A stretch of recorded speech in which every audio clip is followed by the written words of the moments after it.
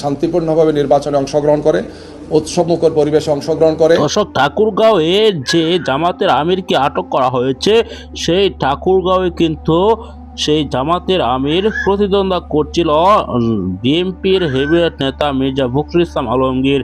তিনি এবার ফেঁসে গিয়েছেন। তাকে কি ফাঁসানো হয়েছে, নাকি তিনি সত্যি এরকম অবৈধ টাকা, কালো টাকা তিনি রাতের বেলায় ভোটারদের দেওয়ার জন্য এরকম পরিকল্পনা করছিলেন? এই বিষয়ে আপনার মতামত কি? অবশ্যই আপনার মতামত কমেন্টে জানাবেন।